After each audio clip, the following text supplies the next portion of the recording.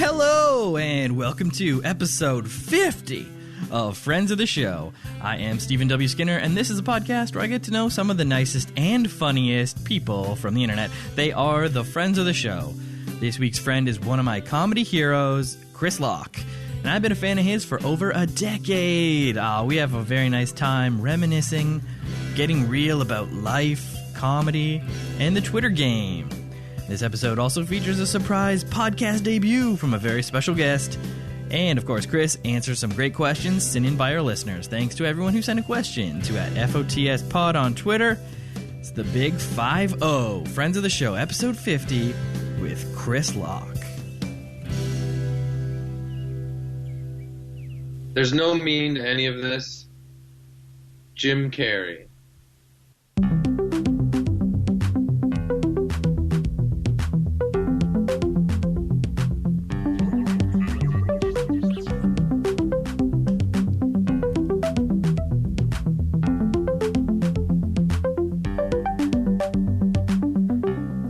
Jim Carrey, Ace Ventura himself. Great quote, and welcome to the podcast, Chris Locke. Thanks so much for having me. That theme song, the tempo is all over the place. Yeah, that's Kyle I Davidson, my cousin, who concocted that little ditty for the show, so shout out. It's really cool. It sounds like a song is falling down some stairs. Yeah, I think that's what he was going for. For the listeners, I crunched the numbers on this, and I have been watching this guy do comedy for over a decade. Constantly funny, made me laugh millions of times all over the Toronto scene. And I'm so happy to have him this week on the show. Very excited. Welcome, Chris Locke, at Chris Locke Fun. Thanks so much. Thanks for having me. All right.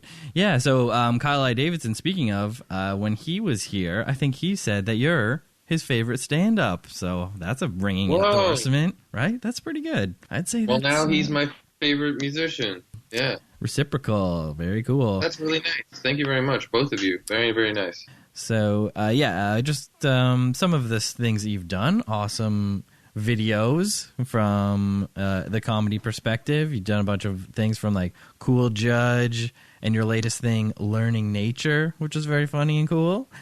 Yeah. No, thanks. Yeah, and you're a great podcast. You're also a fellow podcaster. Utopia to Me is a great podcast and has so many hilarious people on it, just the funniest comedians. You got all the hookups in the comedy world, so it's a great podcast. Friends of the show, Nix, Nemiroff, and Flanagan, and so many other great guests. Like They've done this podcast too, the two Nicks? Yeah, both the Nicks have been friends of the show as well. So very nice.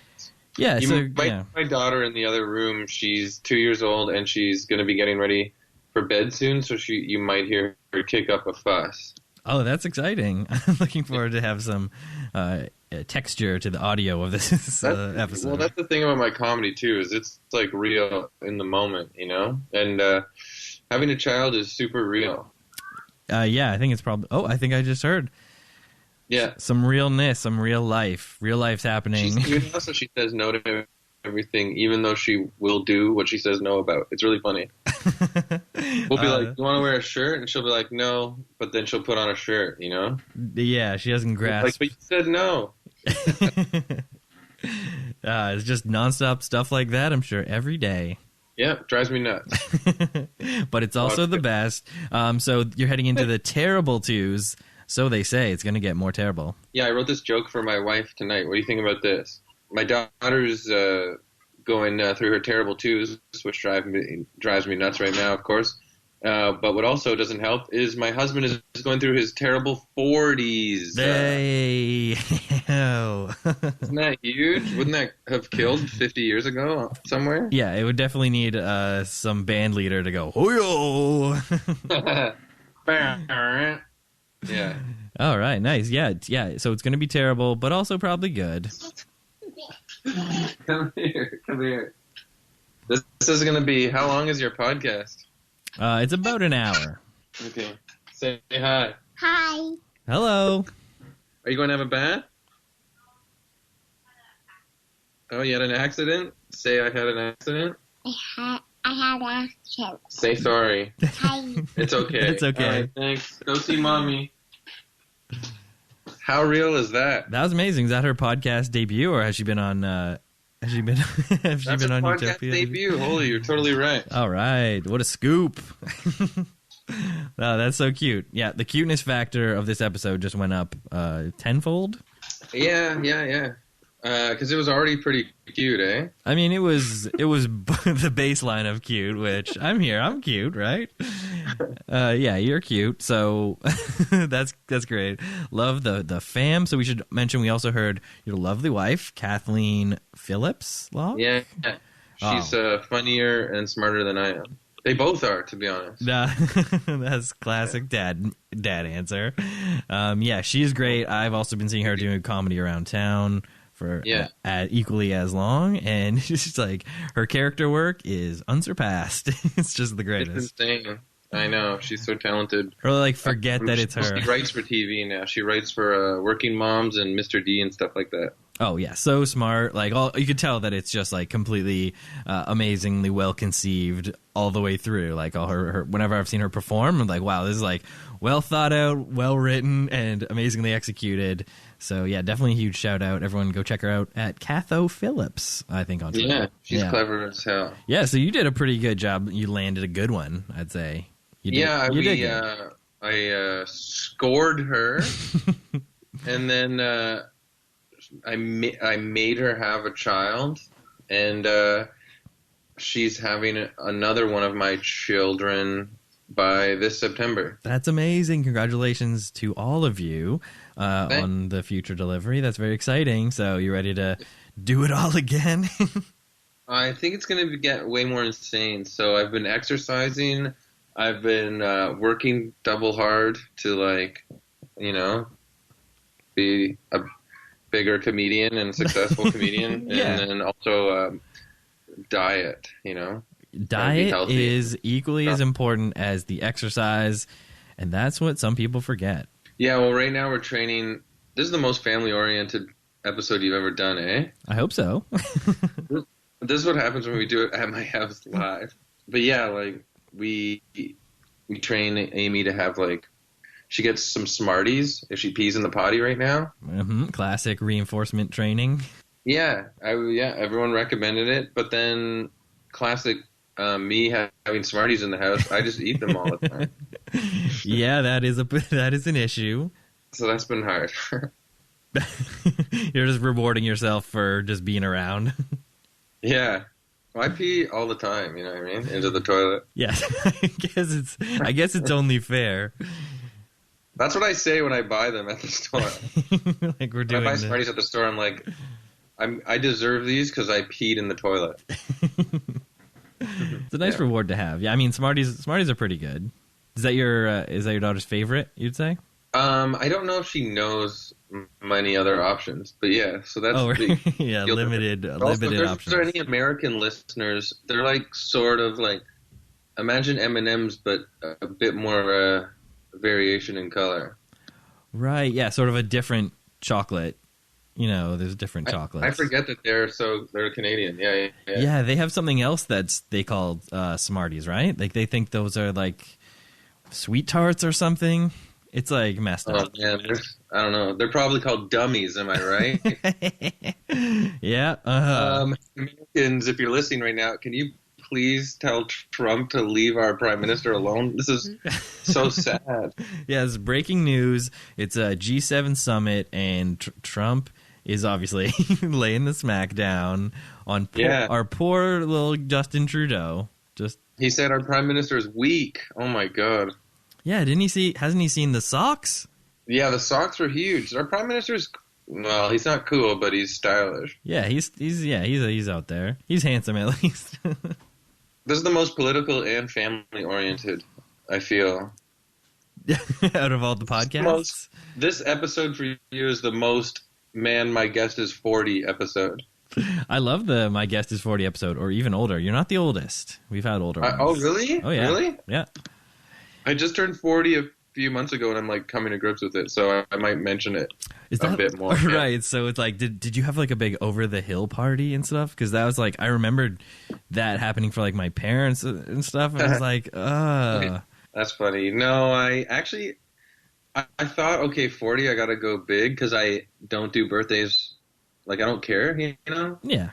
And by the time it came, I was like, no, I still don't care. It's weird. Well, I think that's good that you maintained your pretty chillness about it. Yeah, I don't know. Maybe that's bad. Maybe I've lost But now self-esteem. it's sinking in, right? Like a little bit of time has passed. You've been able to sit with it for a bit. Yeah, when I'm older, my children will be like, "What did you do for your big 40th birthday?" And I'll be like, "I don't know. I probably like ate chips." They're like, okay. Case closed. Yeah. You can be 40 these days and still, be youthful, right? Like 40's the new 30? Aren't we moving it down a decade now? I'm young as hell in my head, but that's like more like now I almost wonder if it's a problem, Like, Right. the state of arrested development. Like, when people are like, I'm 40, but I feel 18. Like, in a way, that's weird. Yeah. Like, feel 40 and get your life together. Yeah. Quit going surfing all the time. Yeah, man. Hang 10. Yeah, well, it's weird.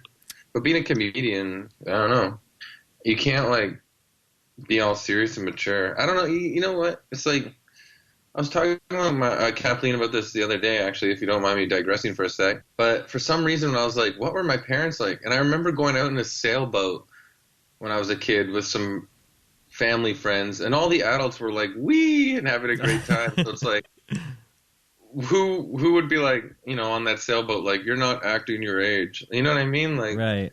I think you're supposed to still have fun all the time. Yeah, I think you're right. You're supposed to, you hit a certain age, and like that's the age that you sort of stay mentally, and whatever age that is, it still wants to have a good time. Yeah, well, we all, I guess, grew up with, we can all think of probably friends that were like acting 40 in high school, right? Yeah. I had a friend like that.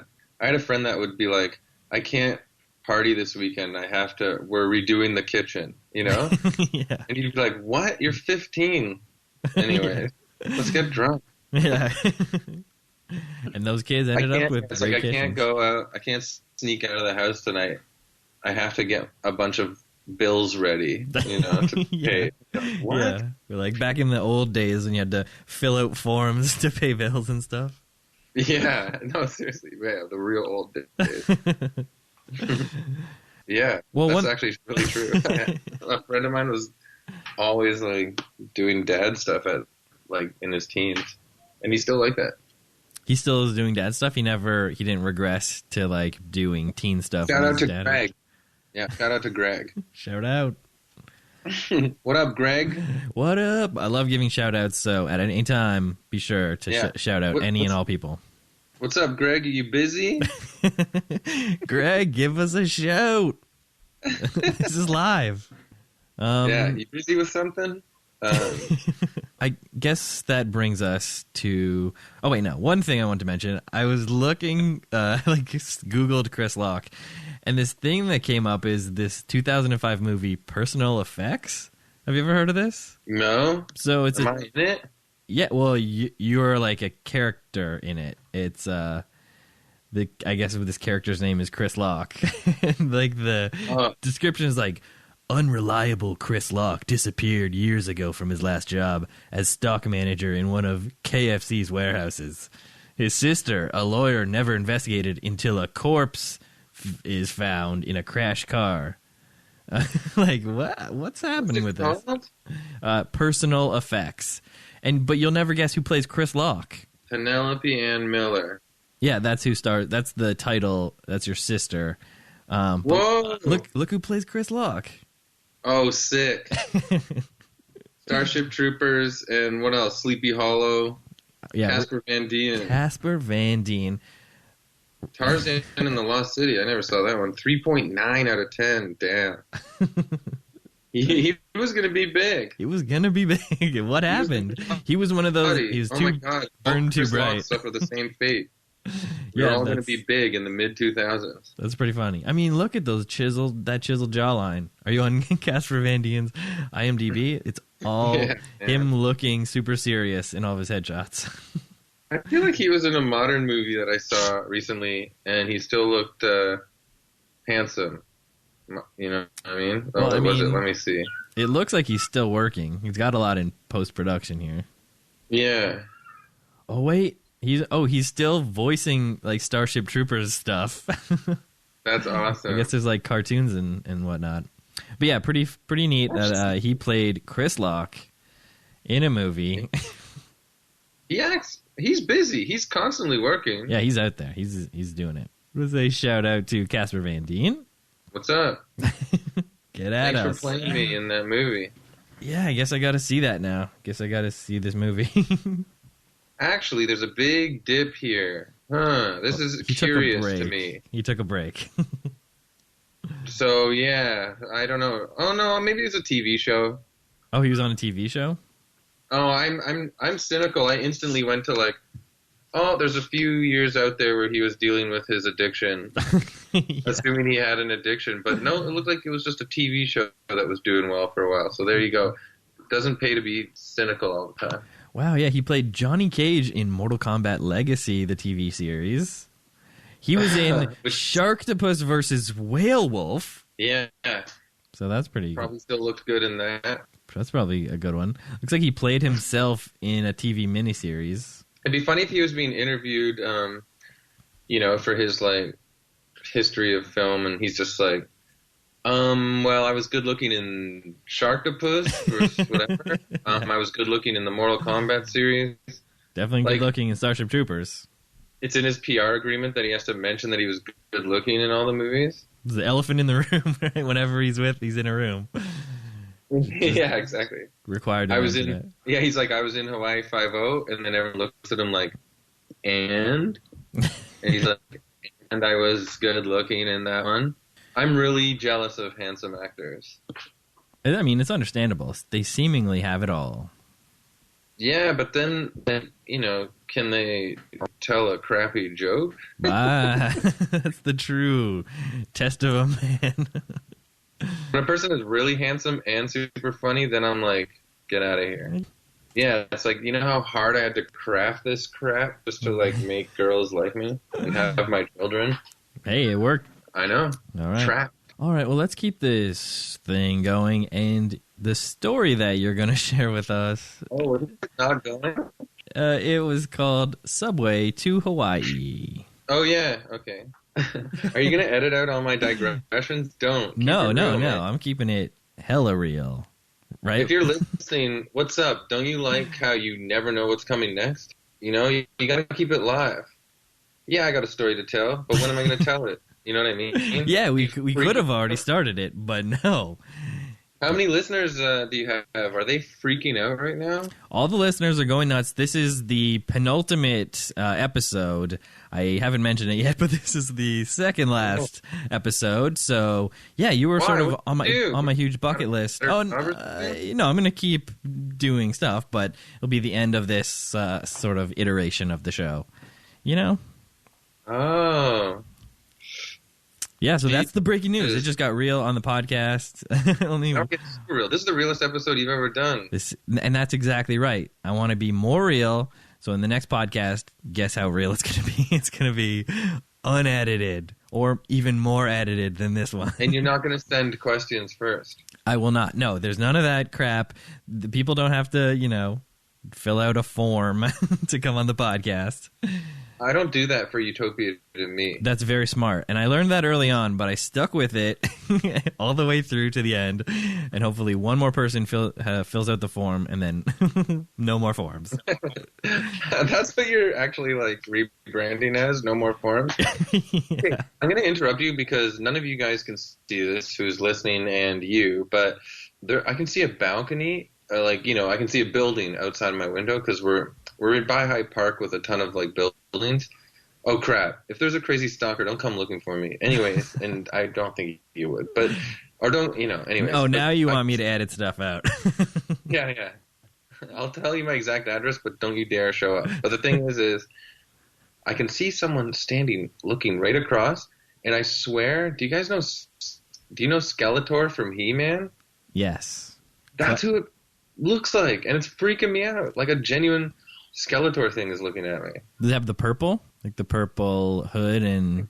Actually really freaking me out. Yeah, it's like a glowing skull with a hood over it. That is Skeletor. But it's like in the distance, so I can't tell if that's really what it is, or if it's just like a yellow clock with a blanket over it. Does it have a huge staff or like a purpley sword?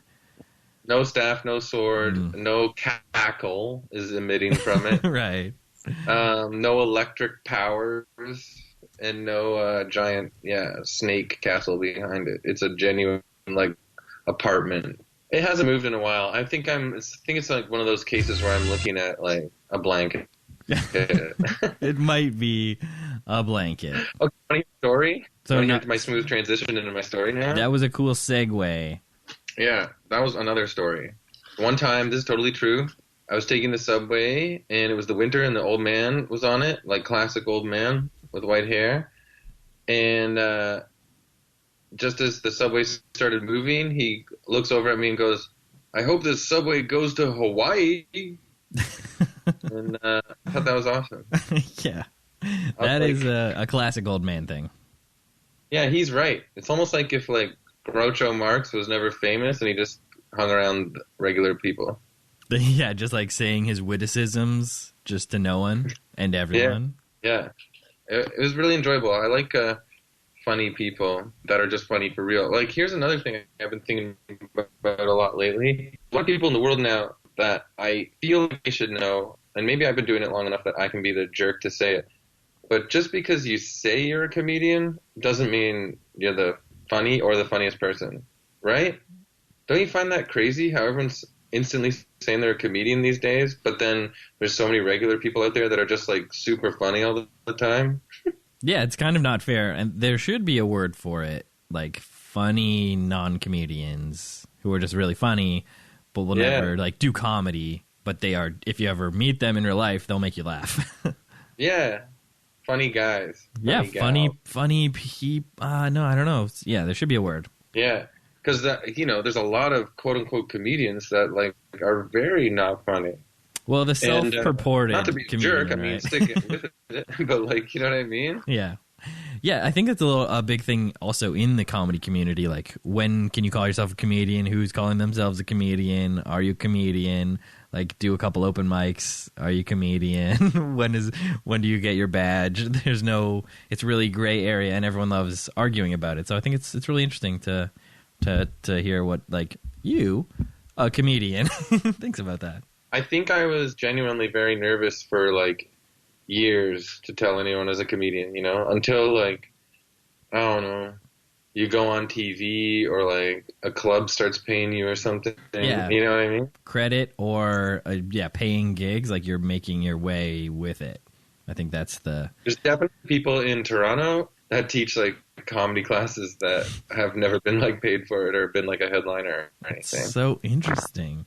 How do you get that job? Yeah, I'm really not bringing that up to be a jerk. I'm bringing it up because, I have the same feeling as you, like, haha, that's interesting / crazy, maybe? It's maybe crazy because, well, I mean, yes, it's crazy, but but maybe there's not like a really anyone better who's, submitted an application to be that professor of comedy, Yeah. You never know, but it is really interesting. Sort of the classic, what did they say? Those who can't do, teach. You're right. Yeah. Guess it happens. Who knows? I'll probably become a teacher like tomorrow. You would definitely have some very specific rules. My rule would be like no rules, but you have to be sort of dumb. Yeah, I don't know. I have no idea.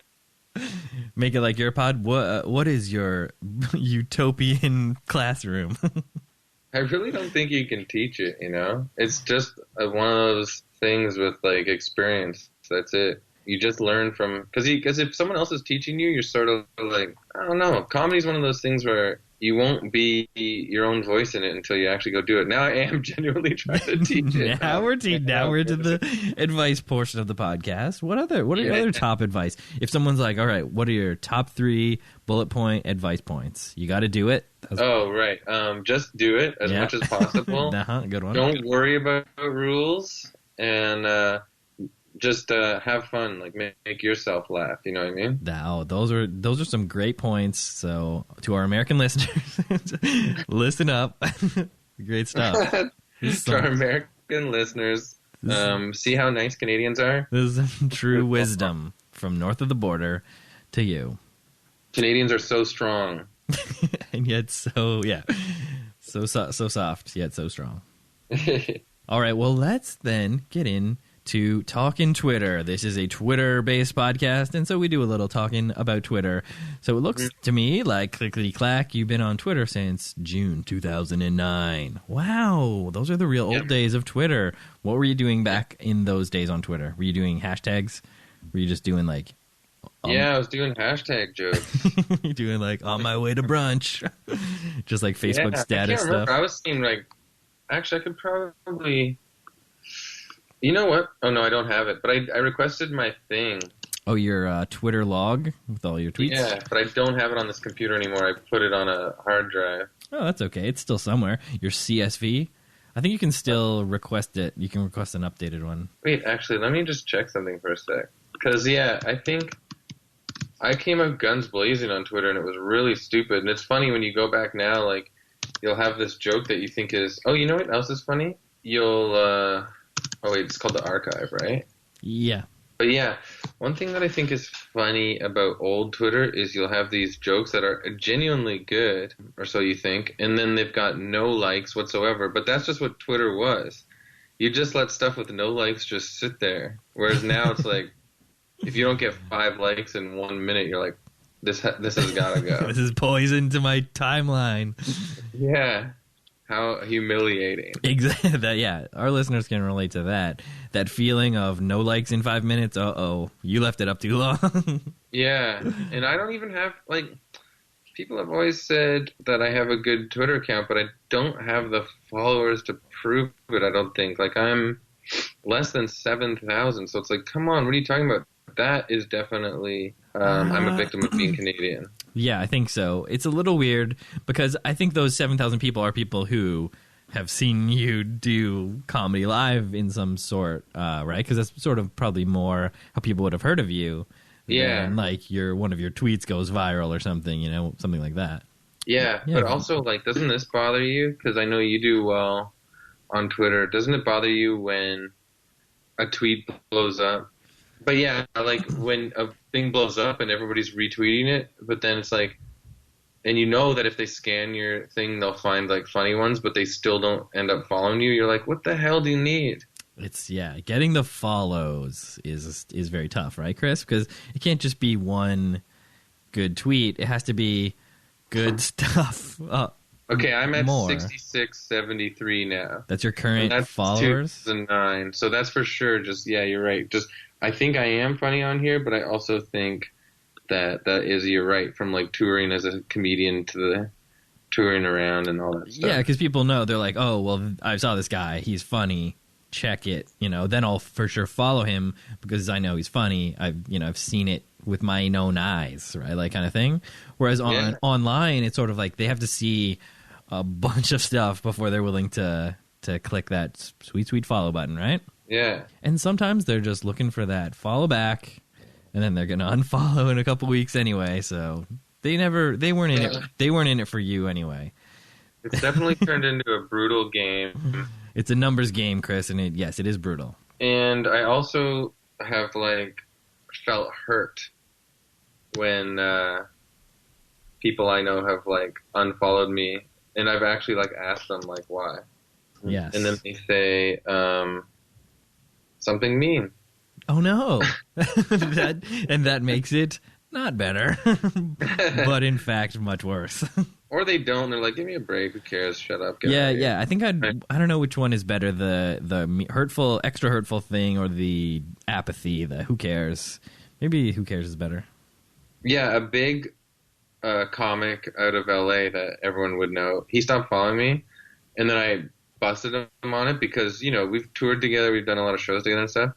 And his whole thing was like, man, I'm just trimming it down, and like, everybody's getting upset. Like, it's just a game, right? Who cares? It's just like a video game. Yeah, it is true. He's trying to get the ratio, right? You want to have a low number of people that you're following because that's cool, and then a high number of people following you because that's also cool. I know, but it's like, that's the thing. It's like, if it's just a dumb game, like, if you think it's dumb, but you're still playing the game. Yeah, if it's that dumb, then you should be following everybody back if they're not like a Russian bot or like a sex person or sex bot or whatever, you know, like if it's a real person, like maybe follow them back, check them out.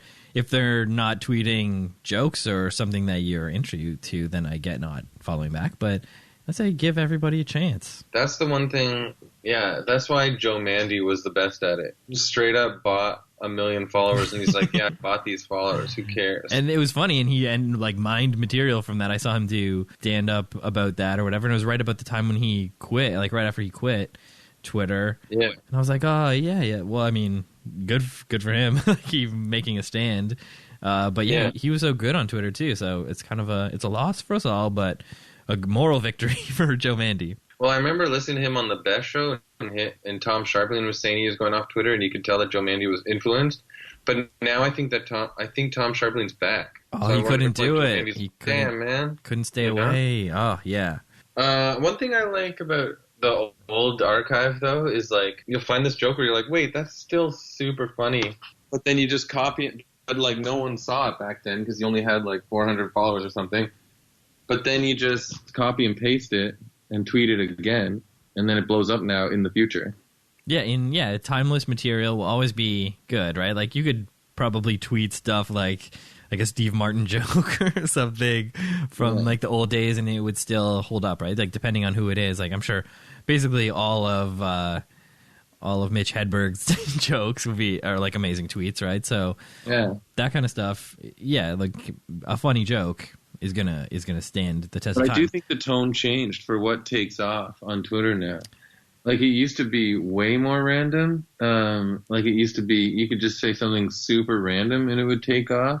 It didn't have to be as reference heavy, but now it has to be like the things that take off the most are reference heavy and like of the exact moment of that second. Yeah, it has to be really zeitgeist based. Like people are really like tweeting about like I almost learned news from like breaking news from jokes on Twitter first. Yes, that's true. You like see the meme and was like, oh, I guess something political happened.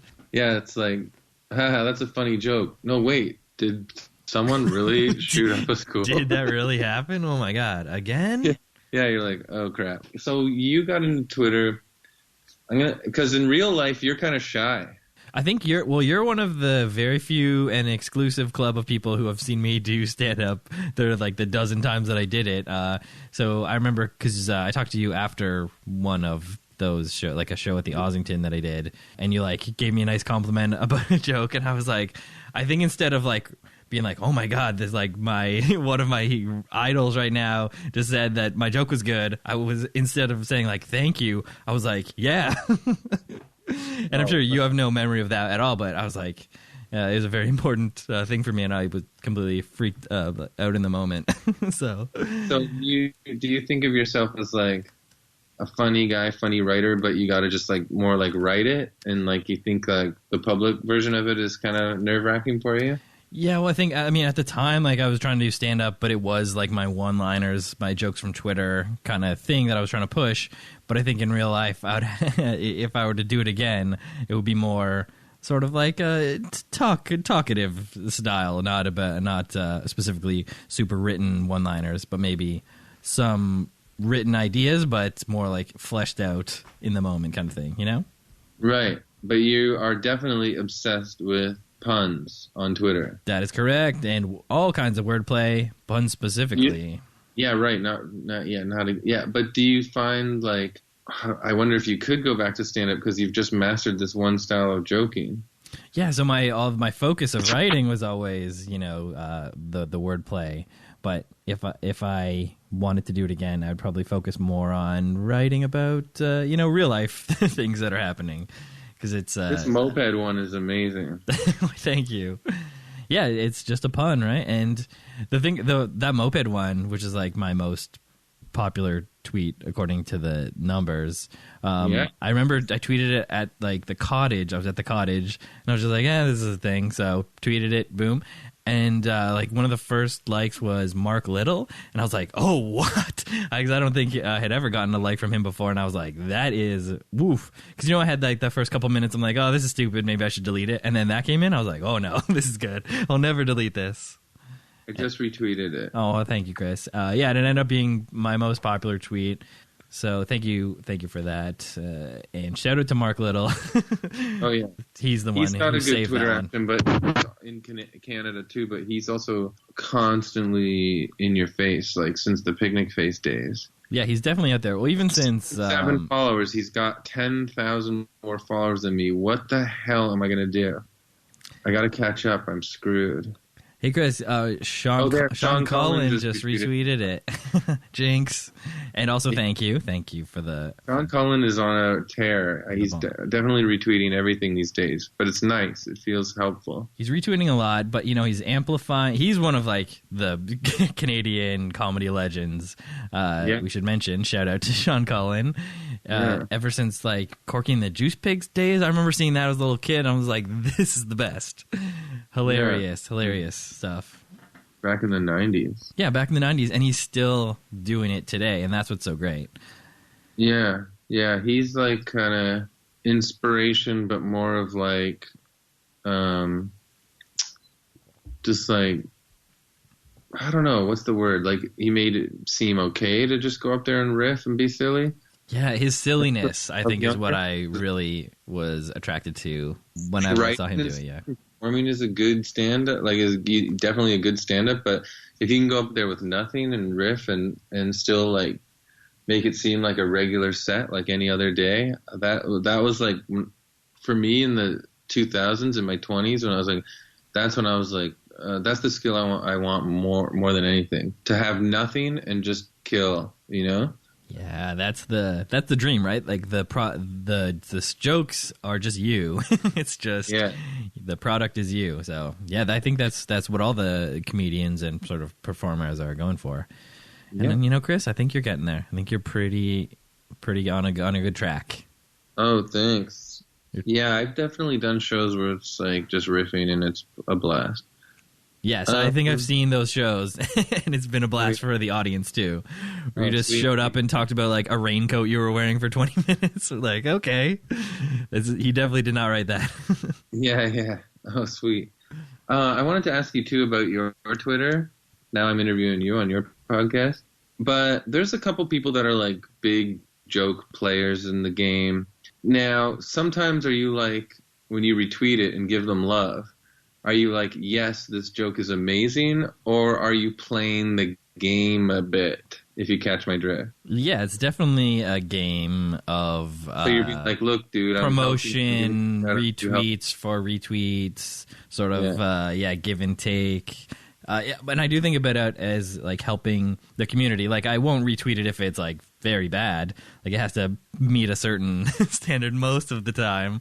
But yeah, there was definitely a tit for tat of the retweeting tweets. But I do when I retweet my friends who might not get as much love from just their normal followers and bump it into my thing, and then all of a sudden a big person who follows me retweets it, and they get some great followers from it, and grows their voice, and they can keep tweeting more hilarious jokes, and the cycle continues.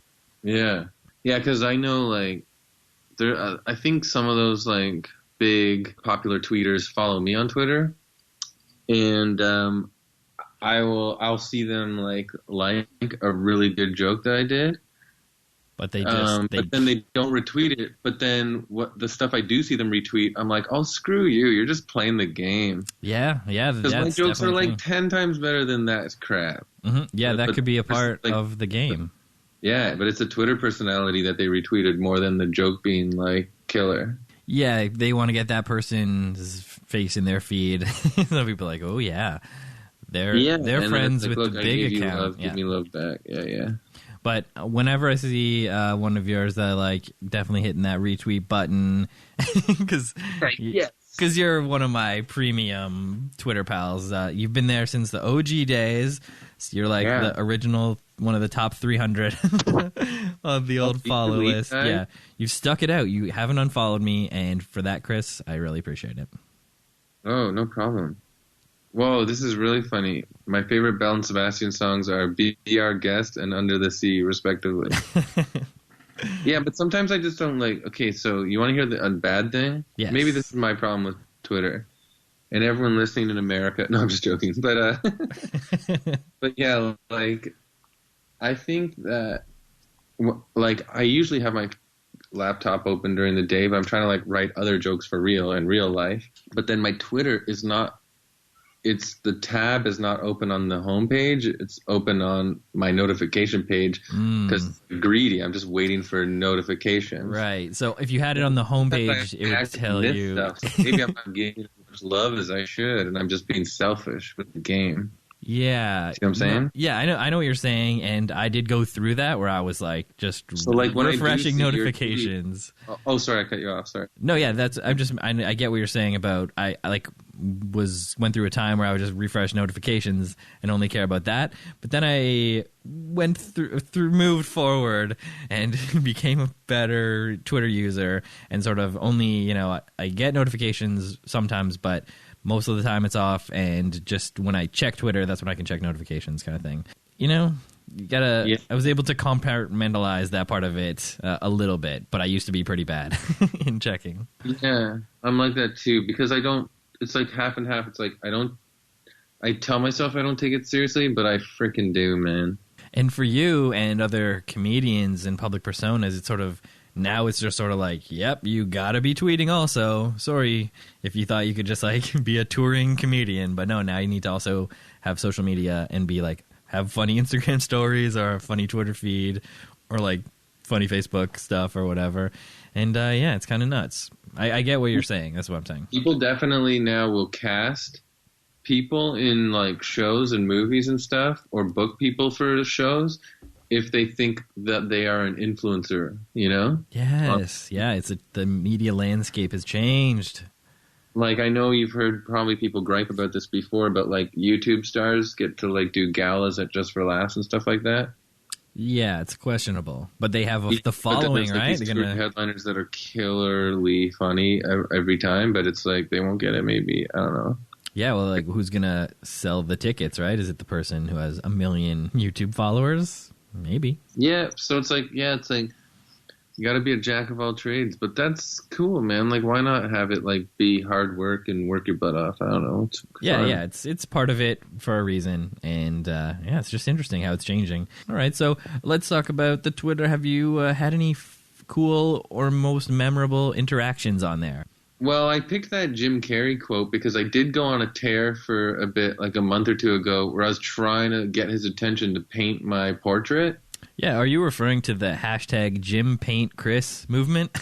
Yeah, actually, it picked up for a little bit there for a few weeks, and that was really cool. And here in Canada, like, Exclaim did an article about it, and I went on a bunch of radio shows to talk about it. That's really cool. Which is weird because it's like, I guess I secretly got to just promote myself, but they're interested just because of the name Jim Carrey. But, like, it kind of took off for a bit, and people, like, and then other people, strangers, like, painted my portrait, and it was really nice. That's awesome. Yeah, there's some good ones up there. I put some on Instagram, which is the same as my Twitter, @ChrisLockeFun, but, like, Jim Carrey never got back to me, but then also, and of course, like I'm doing it for a lark, like I'm taking the piss out of like Twitter in a way, you know what I mean? And his painting maybe a little bit, you can see it. And maybe a bit, yeah, because he's like clearly like I've making political statements with his paintings, yeah.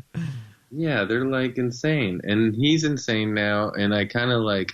But to be honest, because I grew up with him, literally, like, started watching In Living Color in, like, 1990, and, he blew me away right away, and then, of course, saw all his movies until they got really serious and weird.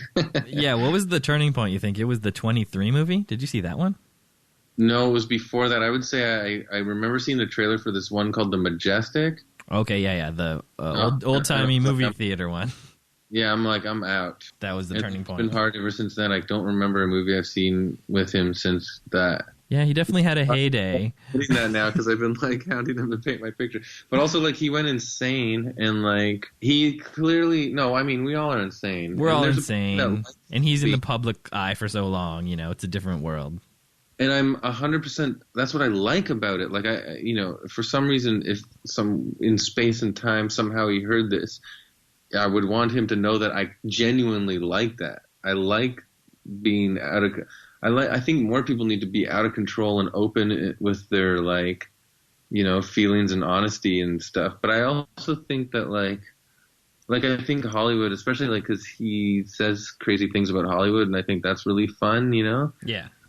But I also feel like, speaking of like we were talking about in the beginning, like being stuck in sort of like cases of Arrested Development, like he seems to have like gone back to this sort of childish, sort of like teen angsty sort of like with his drawings. Like he's doing these marker scribblings of like headlines of the day, and it's good. He's like slandering people that suck.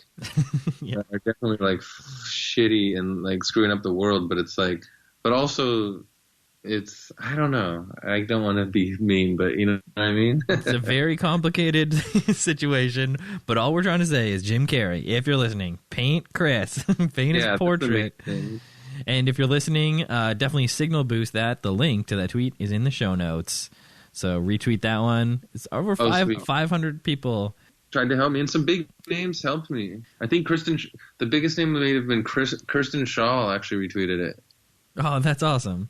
Yeah, and Kurt Braunohler and the whole hot tub crew. Yeah, lots of people. It was really nice. That's amazing. Scott Rogowski from the HQ Trivia. What are all his nicknames? I don't know. They're amazing though. I love it. I love Scott's great. Everyone check out HQ Trivia. Yeah, so the weird thing is like a bunch of us have known Scott for like 10 years. Because he used to come up here from New York to watch our shows because he was a fan of our comedy like way back up here. And then if I'd go to New York, I'd like crash at his place and stuff. Yeah, I think actually he saw me do that show at the Ossington. I think that same one that I mentioned, and he followed me on Twitter. And yeah, so I've known about him also since then. Oh, amazing. Yeah, so there you go. And now he's all of a sudden this celeb, and it's like the funniest thing. I hope. Yeah, when he's on like Good Morning America, I was like, oh, that's cool. That's insane. Yeah, I want him to become the new Alex Trebek or something. I mean, speaking of friends who became popular, you did a video that's one of my favorite videos with Nathan Fielder as Side of Smooth Morning Locke. It's amazing. And I have the link in the show notes, so pause the podcast, watch the video, then get back here. Yeah, that's about over 10 years old now. 2007 maybe. Pretty sweet. And I was Nathan and I made a series of shorts called These Moments Too, and that were popular in the city around that time, like 2006, 2007. And then the Drake Hotel used to do this thing called Artist in Residence, and they gave both of us this big artist room, and so we could create whatever we want. We made a lot of weird, funny stuff. In fact, he was back in Toronto a few months ago and showed a bunch of us like some of those videos we made, and like no one's seen them, but they're so funny and so good. So he has actually like a huge archive of crazy experimental stuff from back then. But that morning walk thing, because do you remember the rapper Chaos? Yeah, of course. Yeah, so he used to hang out at the Drake all the time, and his crab bucket video was kind of popular. Yeah, put the crab in the bucket.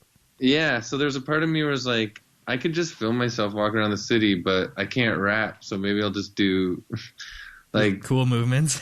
Yeah, cool movements, and just do like gibberish, like scat nonsense.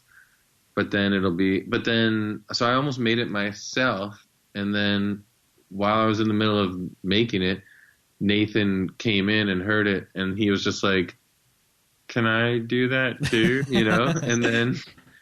And then he laid down his verse, and then of course he steals the show in the video. And now the video. And now it's like a Nathan Fielder video. Yeah, he does steal a show. In the audio he's super animated, and then in the video he's super stoic. So it just does it. It's so incongruous. It's really funny. Yeah, you can't beat his deadpan. Yeah, incredibly deadpan, but clearly the audio recording of that was anything but. Yeah. Zip, zap. Yeah. It's all great. Did you know that there's a lyric video now? Have you watched that? No. So someone put like their own interpretation of lyrics up, so. That's awesome. Fans. Go check it out. Oh, and there was a comment. I looked through the comments. You're not supposed to normally, but there was a funny thing. Rich, 3 years ago, says, "Guy in the tan coat is a baller." Oh, sick. I thought that was really funny. Yeah, I don't really read, like, especially all the stuff I made with Nathan is popular now, so I don't, like, read a lot of the comments now because they're usually like, who's the fat loser? But, YouTube comments being negative? What? Yeah, I know. It doesn't, like, I shouldn't take it personally, but you can't, it plants that seed, you know? Oh, yeah. I think you're right to not check.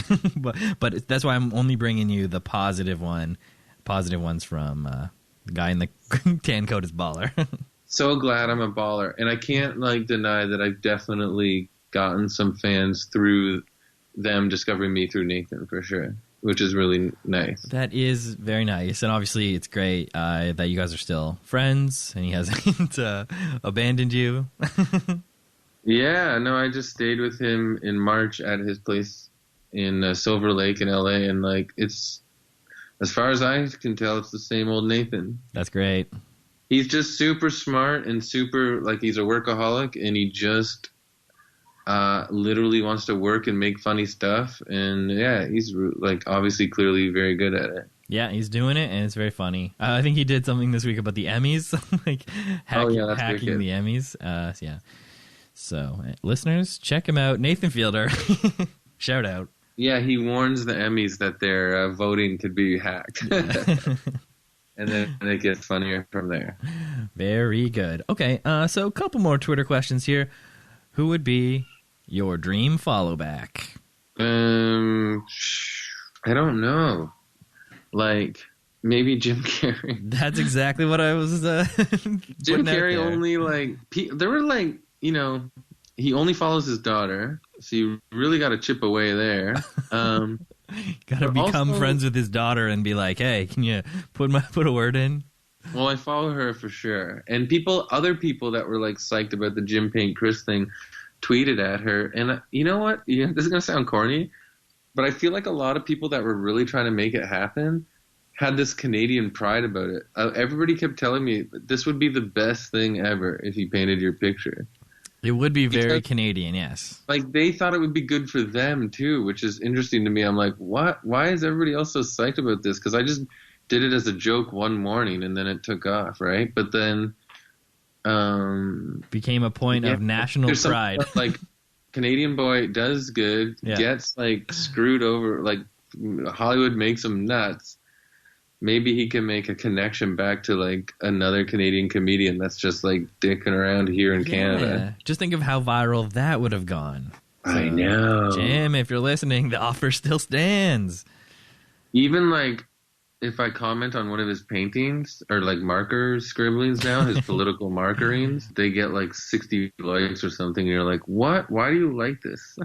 On Instagram? Because it's under his tweet. It's so weird. It's so weird. Yeah. All right, well, that's a great answer. And my final question about Twitter for you here is, who would be your ultimate dream follow back? And now this is any person, real or fictional, living or dead. Oh, any ever? Yeah, any ever. You just have to assume that they have Twitter. Alive or dead? And they would follow me? Or real or fictional. Could also be a made-up person. Man, that's too... it's too hard to just come up with... I mean, I don't know. What about Yoda? I don't know. I keep thinking of Henry Miller for some reason. He's an author that changed my life when I was like 21. He only moved to Paris when he was 40 with like quote unquote $5 in his pocket. And then he got into the art scene there. And that's when he wrote Tropic of Cancer, like his biggest book. Oh, wow. So yeah, there's a part of me where it's like, even when I was like 21, I was like, man, if this guy can like basically be a bum and write this crazy artistic book, you know? And now I'm 40 and I've got like a family. I don't know. But it's just like, it was romantic at the time. So yeah, his name pops up in my head a lot as like a influence or something. But I will say, if you are like listening and you're like, Henry Miller, Tropic of Cancer, if you read it, it does have some dated content if you catch my drift. Okay, there's some issues. Definitely, it's very artistic and beautifully written, but yeah, modern times, there's some problematic subject matter sometimes. Well, that's a great trigger warning, so thank you for that, Chris. Hey, I'm proud of myself for remembering to say that. That's really good. Really progressive attitude. And imagine Henry Miller followed me back on Twitter. That'd be crazy. Henry Miller. That's what it is. You think he would get at Henry Miller? It's a pretty common name. He'd probably have to be like Henry_Miller author or something. I don't know. I don't see a straight up Henry Miller. So, Ghost of Henry Miller, if you're listening, snap that up.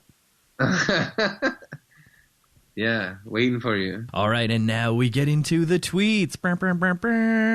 So, the tweet of your own that you have selected from the account at Chris Locke Fun is this one. Twitter is like reading all of the voices Professor X can hear. I thought that was perfect. It's like the perfect definition of what Twitter is.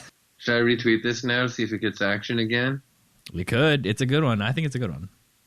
Is that greedy of me? No, I do it all the time. But maybe it is greedy, but I do it all the time. No, I actually think you're the one that influenced me to do that. Yeah, I because now I do that with one. Like you might have been apprehensive to do it, to retweet yourself. But once you get over that, whatever, apprehension, it's a whole new world. Yeah, who cares? It's just a video game. Sean Collins retweeted it too. Oh, sorry, I'm cutting you off because I think it's retweeted it now too. See? I'm telling you, he's into Twitter hard these days. This is the zeitgeist. That was the moment. People were thinking about it. Yeah. It's a great tweet. I think we can move on to my pick from Chris's tweets. And it is this. I just started petting my folded up sweatpants on the bed because I thought it was my cat. Sometimes the best jokes are just true. Just straight up real. And that I could tell was a real life Chris Lockeism. Because we haven't mentioned it, but we should mention that you love cats. You're a cat guy. Yeah, we have 2 cats, and they're like kind of our best friends over here. Yeah, so shout out to the cats. Shout out to Bernadette and Wolfman. Boop, boop, boom. Shout out to Bernadette and Wolfman. I love those names. And they're good cats. Yeah. All right, now we get into your picks from others. And this includes a list of some of my favorites. Yeah. I'm talking about Aaron Eves. Other killer Canadian comedians. So Aaron is on a kick right now where he's saying that everything is just like tumbleweed. I think he's making a point about Twitter. But this one is from a few years ago. And, but this is like, I have a million favorites from Aaron, but I felt like this one really summed up his sense of humor really well. So here it is. This is Aaron Eves. A finely worded tweet is like a wine that the older it gets, then it becomes more good.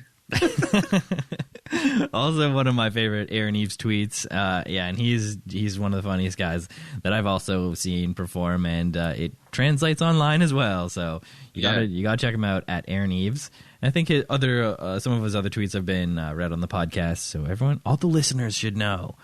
Oh, sweet. Definitely follow Aaron Eves. And then do you want me to say the Mike Balazo one? Yeah, sure. Mike Balazo, he's not going through a Twitter's tumbleweed phase, so follow him now. He puts out like probably 10 funny jokes a day. Yeah, he's very prolific. You should definitely follow him at mbalazo, Balazo. And he's got a really dry, almost British, sardonic humor that is really sharp. This is his that I picked for this. Friday night plans. Hit the club, sip some drinks, talk to a beauty, spill state secrets, get arrested, trial, media circus, executed for treason. Executed for treason on your Friday night list. It's so funny. Yeah. So those two, I think, for me, summarize, are not just crazy funny tweets, but they summarize the humor of Mike Balazo and Aaron Eves super succinctly. Yeah. Great encapsulation of their senses of humor. Yeah. They're geniuses. Well, great picks. Everyone go follow Aaron and Mike And now we get into everyone's favorite part of the show, questions from Twitter. So I saw that some people asked some, but I didn't get time to think about it. Oh, yeah, that's better. I like it when you don't really see them before. So okay. You don't overthink it. Thank you to everyone who has sent in a question to @FOTS Pod on Twitter.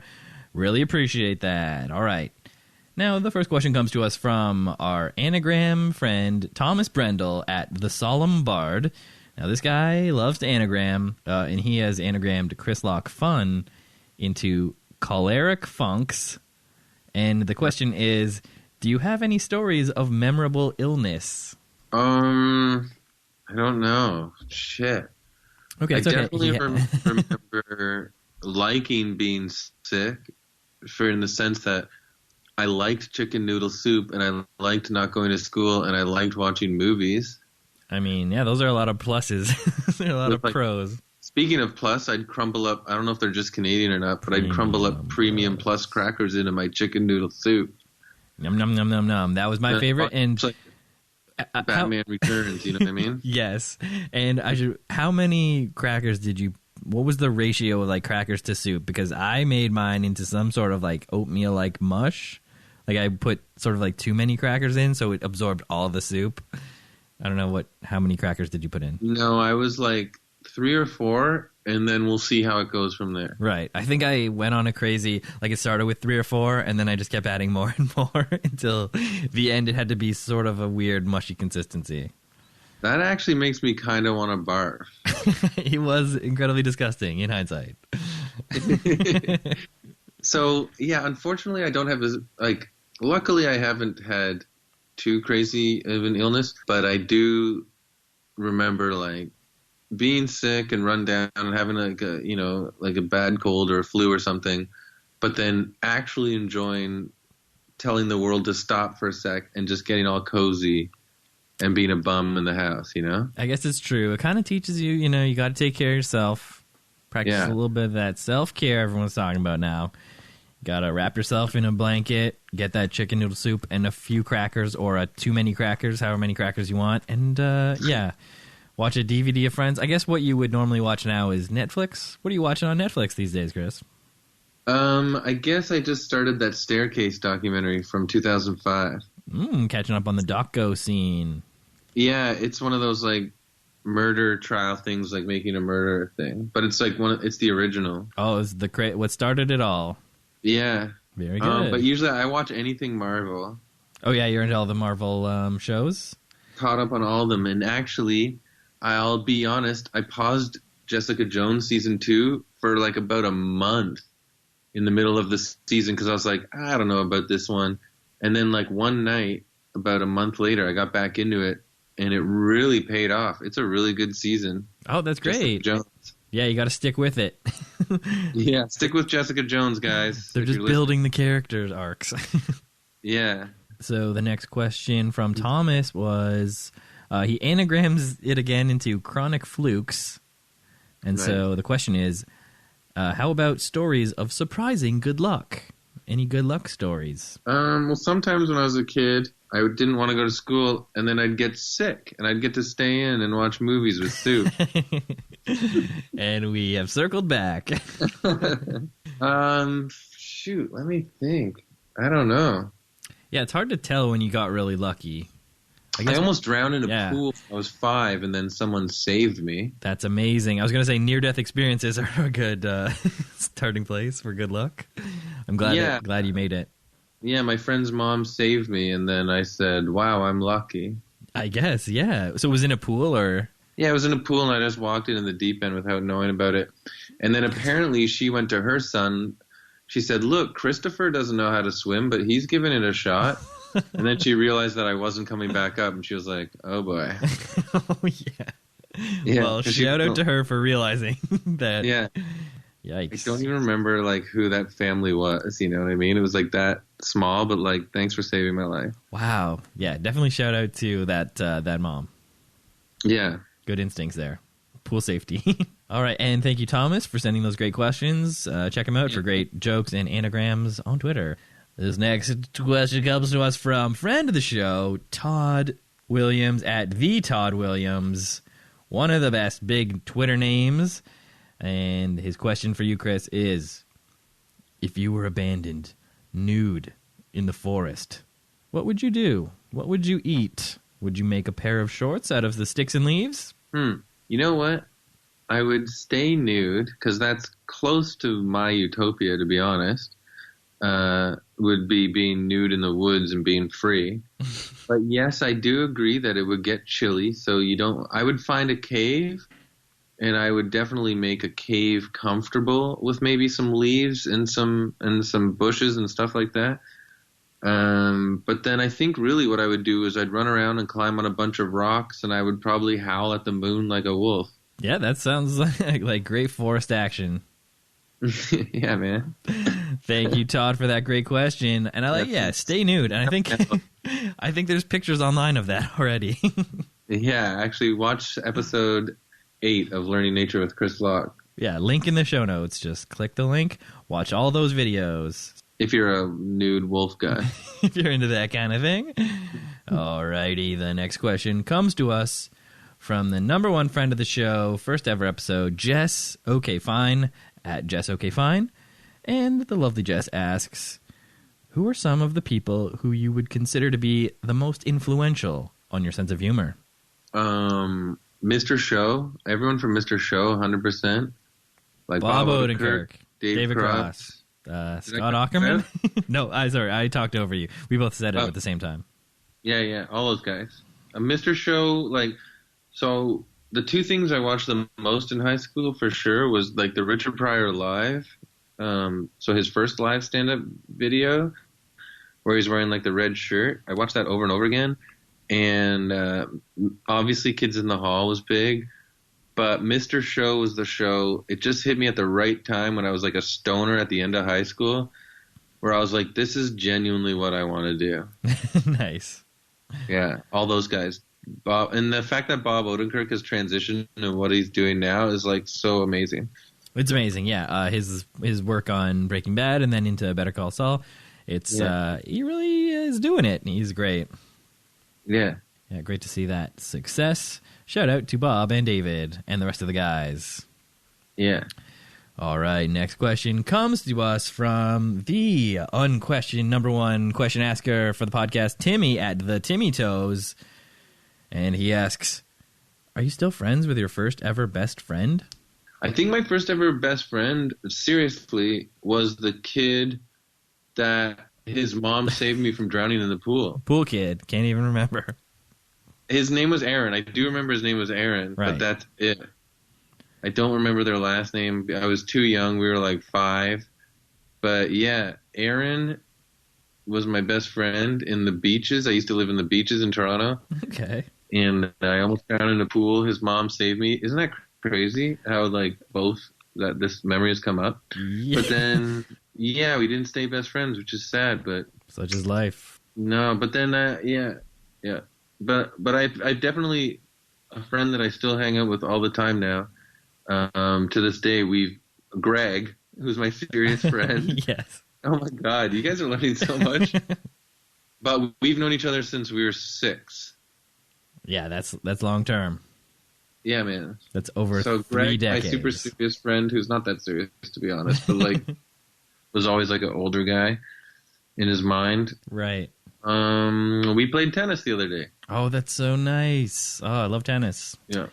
Okay, and the second question from Timmy is, what is the worst punishment, in brackets, non-legal, you've ever received for bad behavior? So non-legal. So it's non-legal. Like from like parents or parents, teachers, teachers, other authority figures.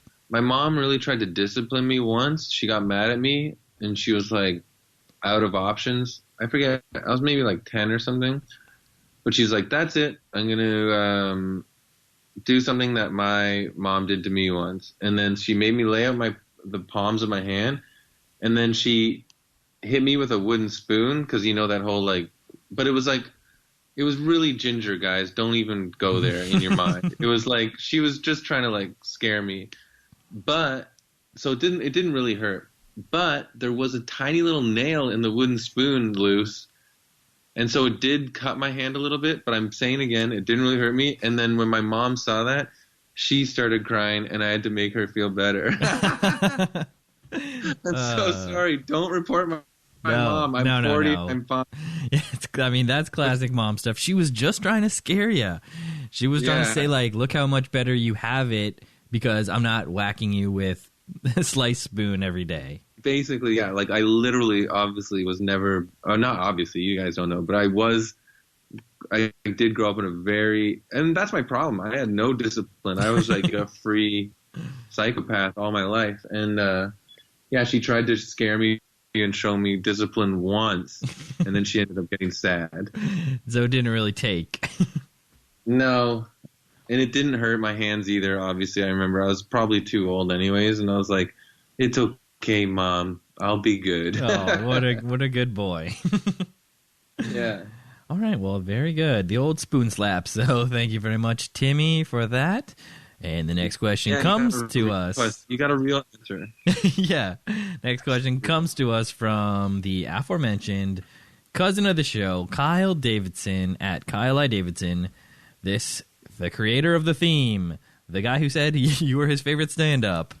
These are the questions coming in. All right, first question. What has been your favorite Utopia to Me episode so far?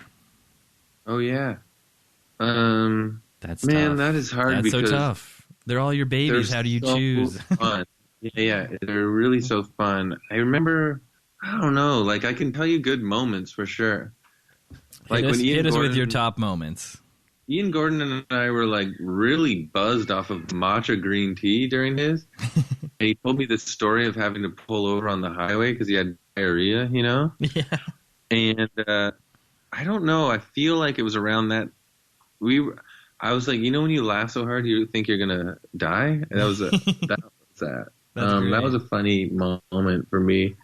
But I've had a lot of those doing Utopia to Me. I don't know. I really can't say. Well, I think that was a great answer. So there you go. We got more questions coming in here from Kyle. Okay, good. Yeah, it's a specific beat of an episode, but I really laugh. You can hear us losing our minds. Yeah, everyone go check out, first of all, Utopia to Me and that episode, and you can hear the laughter. And I also want to reiterate that my mom didn't beat me or try to beat me, okay? Yeah, you're really couching. You're really walking that back. Yeah, I feel bad for her because she was like, it's okay, Mrs. Locke, if you're listening. We don't blame you for anything. We know you're just trying to scare him. Yeah, and if you knew me as a kid, you wouldn't blame her either. Yeah, exactly. The next question from Kyle is, where is the weirdest place you've done stand-up? Oh, God. You've probably done it in some weird places. Yeah, well, I'm thinking of some yucks one-nighters that were like, you're standing on a carpet and like surrounded by old people that are eating like cranberry sauce. But I know there's weirder ones. I know there's weirder ones. You know what? I did this I did stand up in the Allen Gardens in Toronto. Oh, yeah, that's cool. Arborarium or whatever. John McCurley he's an artist here in Toronto, used to run a show, I think with Amy Lamb, his comedy partner, called No Face, No Problem. And they would do shows in random parts of the city. And then, I did the very first one. This is a long time ago. And, it was like in the humid arborarium underneath some tropical trees. Well, that sounds very nice. Yeah, that was pretty sweet, actually. All right, the next question is, who was the most famous person that went to your high school? Oh, yeah, I did see this one on Twitter, and I was trying to think of it, and it's like, does it have to be like when I was there or in all time? No, I think all time. Stephen Harper. Stephen Harper? Yeah, man. Former Canadian Prime Minister? Yeah. And political guy? He's not a Western good old boy like he plays it up. I mean, he did end up going to college out there, I think, or university, and then did get into like the Reform Party or whatever the hell it was out there. But he went to high school in Etobicoke. Wow. Well, that's a pretty famous alum. Sorry, American listeners. Yeah. You might not know that one. Yeah, for Americans, if you watch the show Vikings, I went to school at the same time with Catherine Winnick, who is the female star of the show Vikings. Whoa, that is very cool. And for our Nordic listeners, too. They probably like that one. Pardon? For our Nordic listeners, all those ones from Finland and Scandinavia. Yeah, Catherine Winnick. You want to know something secret about her? No, I can't say. Oh, what a tease. I didn't really know her that well. She's really, really nice. Obviously really beautiful. But... Yeah, so you were there at the same time. So you would just be like, oh, there goes that beautiful person. Yeah. All right. Well, and the last question from Kyle is, why does 4 questions feel like too many? And I think he got us there. Yeah, it is too many. You guys know too much about me now. I'm embarrassed. Also, leave my mom alone. She was just trying her best. Yeah. All the cops who are listening, just chill out. Yeah. All right. We got a couple more questions here. We got a write-in question from our friend of the show, Jeff Da Silva, coming to us from the middle of our country. Yeah. Shout out.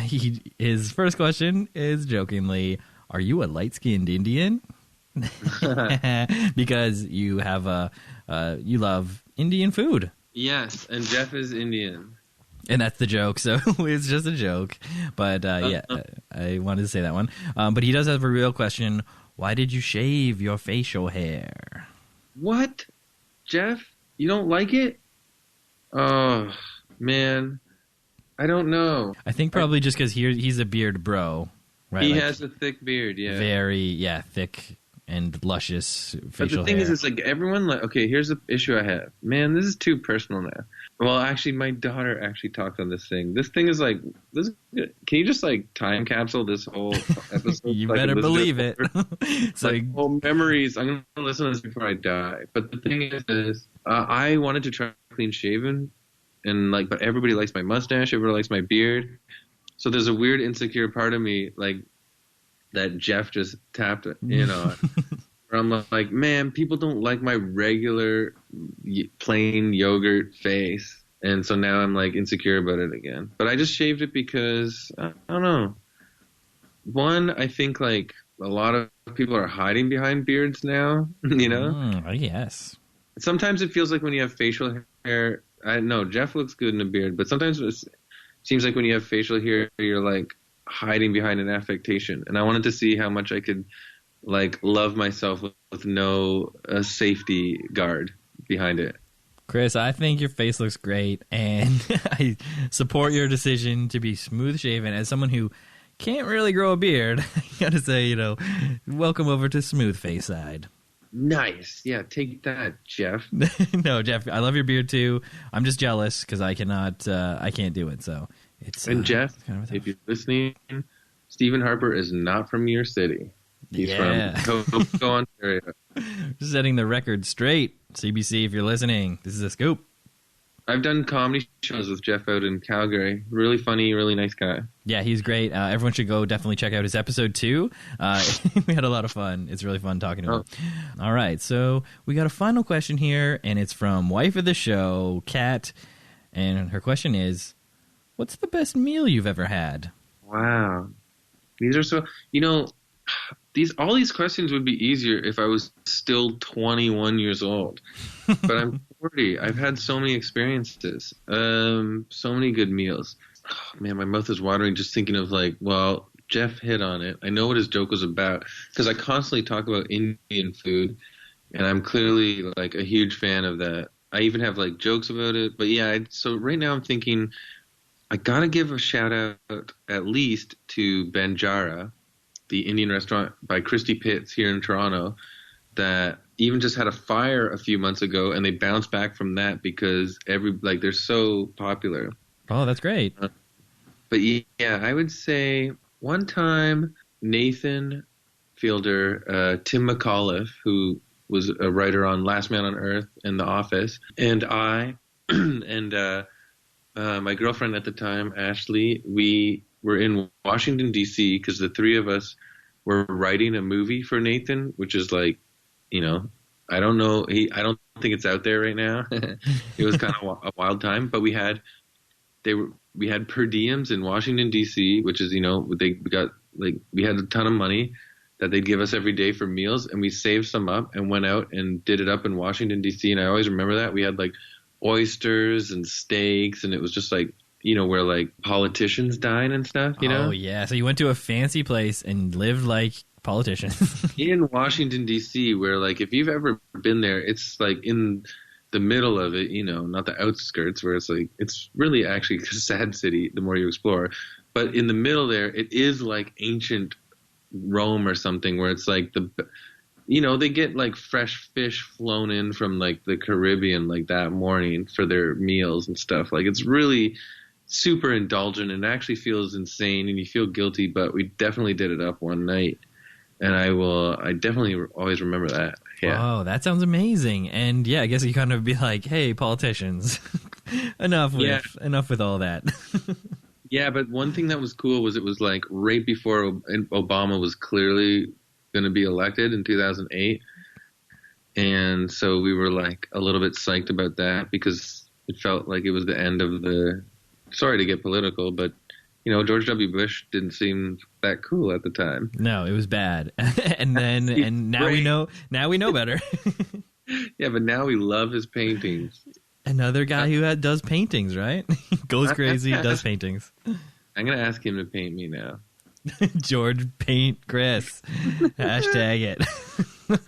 That'd be funny. And then you get on like some DC news stations. They're like, oh, we picked up wind of this guy trying to get George Bush to paint him.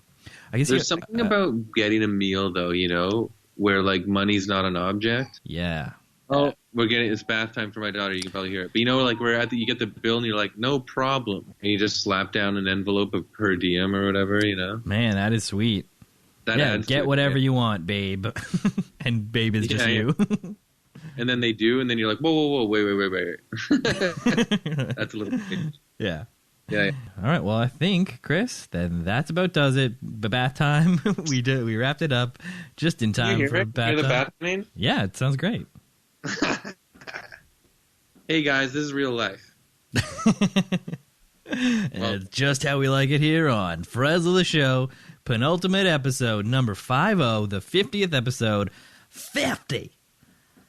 Whoa.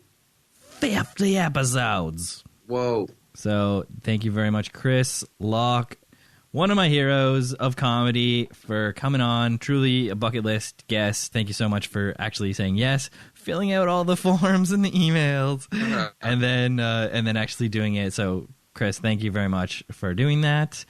And now we can say all the promotional things. Ever check out Chris. Just Google Chris Locke, and it's not the character from that 2005 movie. All the other stuff, it probably is him. Yeah, Learning Nature with Chris Locke on Funny or Die. Yeah, I'll Twitter, link in the Locke show notes. YouTube, Chris Locke Comedy. There's videos up there. I think I'm going to try and put the Funny or Die thing on my YouTube page now, too. That's a great idea. Yeah, and all the links to that, to your YouTube page, to the Jim Carrey Paint My Portrait, to Side of Smooth Morning Walk, Learning Nature, and Utopia to Me. Yeah. Oh, and your album, World is Embarrassing. I put the link in. So I got all the links. Check them all out. And I have another one, Demons Are Eating My Head. Yeah, that's the new one. And if you see that I'm stand up in your town, go see me because that's my strong suit. Oh, that's the real deal. You got to see him live. Yeah, check him out. Look for his name on comedy posters. Yeah, thanks so much. It was fun. All right, thank you very much. And now I will play that classic theme as we say our goodbyes. Killer. All right, so thank you very much and enjoy bath time. Yeah, thanks. It's real life. We're getting real. Yeah. All right, Chris. Thanks. I'll see you around. Okay, cool. Well, that's it. I hope you enjoyed this week's episode with Chris. You gotta check out all of his comedy. Links in the show notes. And do see him when he comes to your town because he is so very funny and nice. And now you know so much about his life, you can go talk to him about it. And be sure to follow at FOTS Pod and send a question for next week's guest. It's going to be huge. It's the Season 1 finale episode. It's going to be great. You can also follow me on Twitter at SkinnerSteven as I continue to do jokes online. And point your browser to www.stephenwskinner.com for all 50 episodes. Thank you to Ruby Coast for the music. Thanks to Kyle I Davidson for the theme. And thank you very much for listening. I am Stephen W. Skinner. Have a great one.